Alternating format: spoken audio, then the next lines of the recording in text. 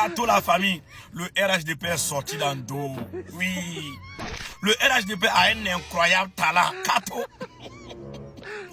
Vous voyez tout ce que j'ai affiché là. Ils ne sont pas nominés parmi les communicants du RHDP. Du coup, ils sont fâchés. Comme lui là, il aime le dire, Makoso.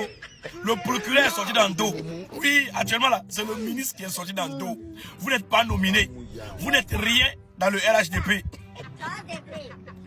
Général Osé, recevez les salutations du plus haut gradé, Général Osé. Tu es dégradé actuellement. Ils t'ont retiré tes grades. C'est là, maintenant, vous allez comprendre que vous n'êtes rien. Je vois maintenant, ils sont un à un. Parce qu'ils sont fâchés, ils ne sont pas nominés parmi les communicants du RHDP. Parce que non, ils se disent qu'ils ont commencé depuis le début. Non, RHDP là, eux là, ils veulent les infiltrer. Et vous ont remarqué, vous là, vous êtes des gros mangeurs. Vous êtes des mangeurs. Vous êtes des suceurs de bites. Quand ils veulent juste se servir de vous là, c'est là-bas qu'ils se rappellent de vous. Sinon vous n'êtes rien. Ils savent très bien que vous là, vous n'êtes pas franc. Vous ne jouez pas jeu franc. Ils vous ont remarqué. Même Makoso, lui qui crie beaucoup, lui qui tape sur la table, qui danse Baba Ado, vous voyez. On vous a remarqué, vous les mendiants. Khalil Djabi, lui avec sa gueule, on dirait qu'ils ont fabriqué en Chine pour venir le remettre là. Lui aussi il n'est pas nominé. La femelle, chip private, le succès des bits du RHDP, c'est lui-même qui est la femme au RHDP là-bas. Lui-même il n'est pas nominé. Du coup il est fâché aussi. Vous voyez, on ne vous considère pas. Ils savent que vous êtes des échantillons. Vous êtes des échantillons seulement. Vous n'êtes rien. Parce qu'ils savent très bien, vous là, vous jouez double jeu. Vous n'êtes pas franc. On ne peut même pas vous nominer. Général Osé, c'est lui qui me fait rire. Recevez les salutations du plus haut gradé, Général Osé.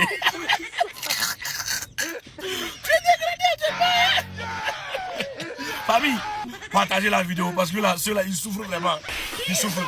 2 jours là, il ne va plus Makoso parler. Et lui-même qui voulait déchirer sa bouche. C'est-à-dire, on dirait, l'Osefan même va sortir. On vous a remarqué. Vous êtes les communicants du type digestif. Communicants du type digestif, c'est-à-dire vos ventres. On vous a remarqué. Famille, ils ne sont pas dominés. Du coup, ils sont fâchés.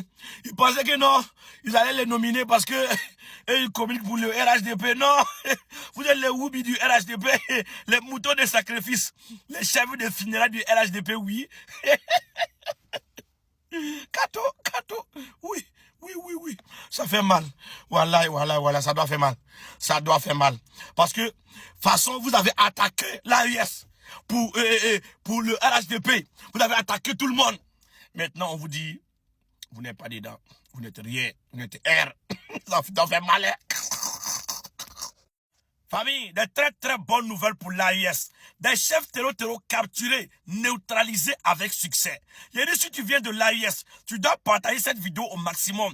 Et dis merci à son excellent le capitaine Ibrahim Traoré. Dis merci au général d'armée Assimi Goïta. Dis merci au général d'armée Tiani. Et dis merci aux autorités de l'AIS. Famille, écoutez la vidéo et partagez au maximum. Kato la famille. Au même moment, de très mauvaises nouvelles pour les terroristes s'accumulent, n'est-ce pas? Les chefs terroristes tombent les uns après les autres au Sahel. Que ce soit au Burkina Faso, au Niger ou au Mali, les nouvelles sont bonnes. La force unifiée sahélienne de la Confédération engrange chaque jour des succès décisifs. Pas un jour n'est passé depuis ces 2 dernières semaines sans que l'un des principaux cerveaux du terrorisme anti-africain soit cueilli par les forces armées maliennes, les forces de défense et de sécurité du Burkina Faso ou les forces armées nigériennes ou la force unifiée de la Confédération de l'Alliance des États du Sahel. Donc je tenais, en ce lundi, 13 octobre 2025, à féliciter ardemment le peuple malien pour sa maturité, sa sérénité, sa détermination. J'arrive du Mali. J'ai vécu avec les Maliennes et les Maliens ces moments-là où le courant est coupé, où on doit aller chercher une batterie qu'on doit avoir pensé à charger, où on doit se déplacer pour aller dans une zone où il y a de l'énergie, si on veut travailler avec un autre. J'ai vécu cela. Mais j'ai observé la patience, le calme et la détermination avec lesquels le peuple malien vit ces épreuves, qu'il considère comme sa contribution à l'amélioration du sort des générations futures, sa contribution à la libération de l'Afrique. Les Maliens le savent. On nous attaque parce que nous sommes de grands Africains. Ce n'est qu'à l'arbre chargé de fruits que l'on jette des pierres. Et c'est le cas du Mali, béni soit-il. Famille, très urgent. Dacier de Bendouté prend la parole à propos des espions arrêtés au Burkina Faso. Oui, à propos de l'ONG qui espionnait le Burkina Faso. Famille, c'est très grave. Ces espions ont pu envoyer des données GPS à l'étranger. Famille, écoutez la vidéo attentivement et donnez-moi votre avis en commentaire. Ces espions-là, on doit leur faire quoi? Écrivez-moi en commentaire ce que vous en pensez. Si ces espions-là, qu'est-ce qu'on doit leur faire? Écoutez la vidéo et partagez au maximum. Ce qui est arrivé avec cette ONG est assez grave. C'est assez grave en ce sens que les gens ne peuvent pas donner des informations jusqu'à aller donner même des positions GPS. Parce que quand on parle des positions GPS, en ce moment, nous sommes en train d'aller dans des questions stratégiques.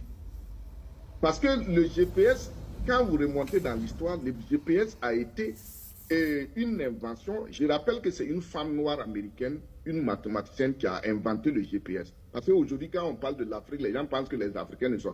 Le GPS a été inventé par une femme noire américaine. Et ça a été un tournant pendant la guerre froide entre les États-Unis et la Russie. Et l'Union soviétique en son temps. Donc, aller jusqu'à donner ces genres d'informations, c'est risqué.